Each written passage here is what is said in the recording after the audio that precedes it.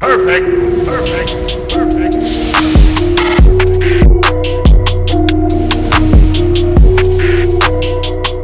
The Philadelphia 76ers drop one to the Toronto Raptors by a final score of 110 to 103. The Sixers fall to 20-11 on the season and still sit atop the East, but man, oh man, this one got very ugly down the stretch. What is going on, everyone? RB here. Welcome to Philly Take with RB. You know what to do. Go ahead and smash that like button, hit that subscribe if you're new, and hit that notification bell so you're instantly notified whenever I upload or go live. Also, if you have not yet, go ahead and follow us on Apple Podcasts and Spotify. Leave a rating and a review, and we'll read your replies on the coming episodes. So I want to start off by saying this was a very nitty-gritty type of game down the stretch. I knew it was coming down to it, but ding, ding, ding. Guess what? Joel Embiid is human. He's a human being. The science experts found. Joel Embiid, the league MVP this year. Yeah, that's right. The league MVP had an off night. He had a bad game, and it happens. Every MVP has. The guy can't go 82 games perfect. It happens. It sucks that it was against the Raptors, and I got to give them credit off the bat. They played well. They played hard. They are well coached. Don't ever try to tell me that coaching has no significance in the game of basketball. The adjustments they made down the stretch, the way that they played our scores, and the way that they really just manned that paint made a huge difference in this game. It made an absolute huge difference. The Sixers could not get anything going. This was a game of runs. Basketball is a game of runs, but today it was very, very maximized, and you could see that. The Toronto Raptors went on a 16-0 run in the first quarter after the Sixers started off on a 9-0 run. Sixers came back with an 11-0 run.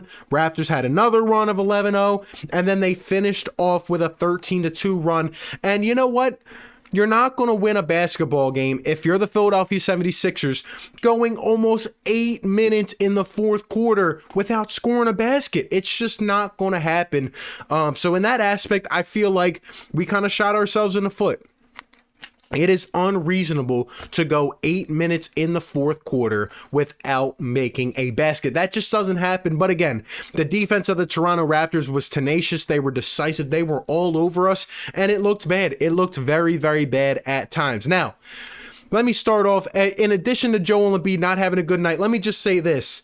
Although he finally had essentially his first bad game of the year, like this was different from the rest, his bad game was 25 points. By the way, he kept his streak going of 25 plus over the last 13 games now. So I got to give him credit for that. But other than going to the line 12 for 14 at the line, he shot 6 for 20 tonight. The Raptors made him uncomfortable. He still posted 17 rebounds. He was finding ways to contribute, but overall, and at one point in this game, people were saying, Joel Embiid is it. You know, the world is not over. We don't have to react after every loss this way. I see people saying the Sixers are done. Like, come on, man. This was a bad loss. We shouldn't have lost this game, especially with the Raptors playing without Floppy McFlopperson. But it is what it is. It is what it is. We have these guys again on Tuesday. We get our rematch. But at one point in this game, I didn't say Joel was having a bad game because he was simply passing out of doubles and triples. I give the Raptors credit, and Nick Nurse is a great coach. Every single play, he literally came into tonight on his game plan on the board and said, you know what? We are going to make Ben Simmons, Tobias Harris, and the rest of the shooting crew beat us. That's what we're going to do. He sent double teams every time against Embiid. He triple teamed him. He made him uncomfortable. And Embiid at one point, I thought, started to try to put up shots because it seemed like he wanted to score. But, you know, you got to keep passing out. But I'll give Embiid credit. He was passing out of the doubles. He was doing just fine. But the Raptors did a good job of making him uncomfortable. But more so, it was the shooting off of the pass. Danny Green, Seth Curry, these guys were not shooting well, or they weren't even getting open shots. At some points in this game, I thought Doc Rivers was rotating these players well, letting Ben run with the second unit. I thought that was nice, bringing our guys back in. But as we got down the stretch, it's like we just didn't have anyone in that could create space. It's like, you know, Tobias Harris takes the ball or Ben takes the ball. They take a couple steps up, and these Raptors, they are swarming. They are swarming. It's unbelievable. I didn't even know this. But the Philadelphia 76ers have not beat Toronto on the road. And I know it's different right now. It's not we the North, it's we the South. They're playing in Florida, for crying out loud. It's not even Toronto. But we have not beat them on the road since Doug Collins was the head coach of the Philadelphia 76ers. That is absolutely mind-blowing to me. That is mind-striking to me. That we have not beat these guys in almost a decade on the road. And we're 5-25 in our last 30 against them.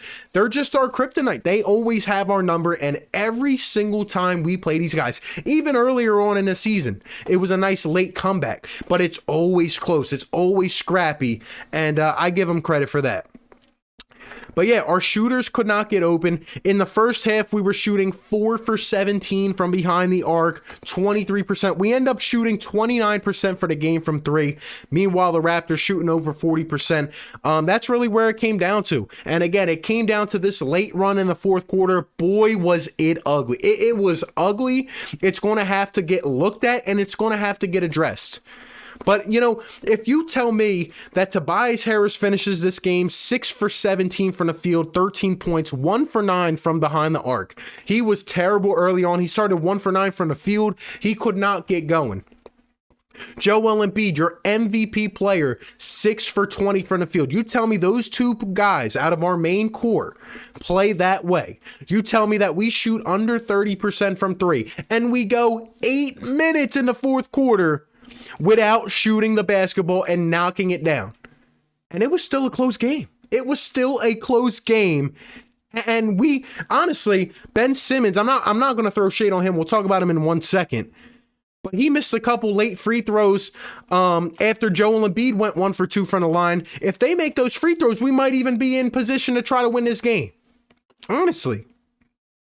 That's how crazy it is. We were this close this game, and all of those things happened. So it was one of those games. Again, I'll give Raptors credit for adjusting late in the game, but you know, it just came down to the little things. It came down to the little things. Talking about Ben Simmons, he was aggressive. He was on pace. He was rocking, and he was rolling. Ben Simmons finished this game with 28 points, led the Sixers. He had 18 in the first half, 6 for 8 from the field. He was all over the place, 9 rebounds, 5 assists, doing Ben Simmons-like things. A great steal and a slam on the breakaway. Ben Simmons was involved tonight. This is the Ben exactly that I want to see going forward, and it's the Ben that we need. And I'm not going to throw shade. I know he missed those last couple free throws.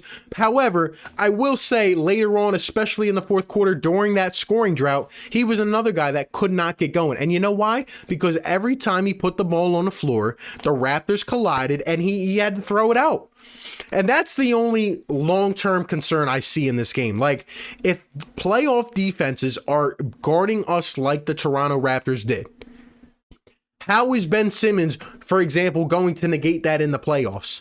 How are some of these shooters, if they can't get open, going to negate that? And I think it's a fair question to ask in the long term. But Ben went 10 for 14 from the line tonight, was aggressive again, and he was the man. When we needed a bucket early on, he was getting it done, so I'll give him credit for that. I'm just a little worried about the long term. Danny and Seth, another bad, like I said, inconsistent. What are we going to do when those guys are not shooting the ball and Ben can't take a jump shot either? What are we going to do then? That's my question. But I think all the things that happened bad this game, we were still in position to win. The refs were terrible this game. And I know the Sixers shot like 18 more free throws, I believe. But the number of fouls were almost equal. And especially late in this game, I knew in the first half when we had way more free throws taken, I knew they were going to give some calls to the Raptors. And late in this game, I mean, there's so many that pop up in my head. Whether it's this foul, whether it's Van Vliet getting walking and then they say that he got a timeout, whether it's a technical and Ben gets a tech even though he got fouled. Like, there was just so many late in this game. It was bad. The rest were bad, but hey, what's new, right? What is new? We're playing on the road, not in Toronto, but in Florida. It was just bad. A terrible performance for the refs on both sides. It was just bad. And the Sixers shot 74% at the line. You can't do that. Can't do that. I will say we manned the glass this game, even though late on there were plays where, you know, we just didn't try enough. And I think with like 8 minutes left, I mean, we're watching them grab boards, and mostly it's them coming around the screens. I thought we started out great this game on our hot run, defending the pick and roll. Joel was moving over. He was letting this guy bait and get back. And then it just went all to the wayside. It went on, and we were letting them shoot. The Toronto Raptors, it was a three-man game tonight. It was Pascal Siakam, Fred VanVleet, and Chris Boucher. I expect it from VanVleet and Siakam, but Chris Boucher, this guy is a mixture of Steph Curry, Mo Bamba, and a daddy long leg spider. I mean, this dude is lanky as heck, and he is just drilling three after three after three. I'm like, come on, we got to put a man on him, and we're not closing out quick enough. And we're just giving them wide open threes. Late on in this game, we're giving them too many shots. Now, they did make a couple tough shots, I'll agree. But man, it just got so sloppy. And when you're not scoring the ball, like I said, you just can't go 8 minutes without scoring the ball. When you do that in a game, especially late on, you're not winning the basketball game. And the fact that we were still even in this, the fact that we didn't get blown away in the fourth quarter is interesting to me. The last thing I'll talk about is the bench, because I didn't even mention it. The one positive other than Ben Simmons that I'm going to take away from this game, and I heard Doc speak in his press conference, Furkan Korkmaz is finally out of the rotation.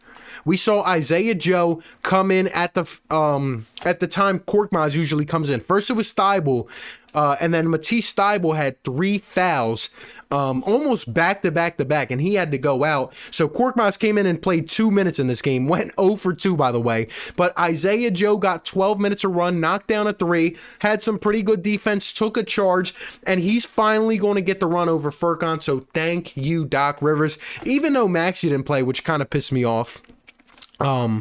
It seems like Doc's finally going to go with the young buck and Isaiah Joe. So at least that's good. Like I said, late on in this game, the rotations were really bad. Joel Embiid didn't even come back till there was 6 minutes, 40 seconds to go. And we needed some buckets desperately. We were on a terrible drought. And it's like, come on, man. Like, why is Embiid not back in this game yet? I just don't understand. But other than that, I'm glad that Furkan's going to be out and Isaiah Joe's going to get his minutes. Shake Milton went 3 for 11 in his first game back. That cannot happen. But, you know, I'm going to give him some leeway, try to get his feet under him again. Thibault was in foul trouble, like I said. And Dwight Howard, the biggest play that stands out from Dwight Howard is him literally bear hugging Anunoby and punching the ball as hard as he can because he was mad a foul didn't get called. That can't happen either. We're going to have to address the bench. That's a story for another day. Sixers dropped this one 110-103. It was very, very ugly. It was a game that we still could have won despite all of those insane things happening. I'm ready to get back on Tuesday and beat this Raptors team. That's all I got. You guys let me know your thoughts down below in the comment section. Does this signal bad for the future? Is this what the playoffs are going to be like? Hey, let me know your thoughts down below. Appreciate you guys for tuning in. Be sure to like, comment, and subscribe, and I'll catch you on the next one, man. Peace. Perfect.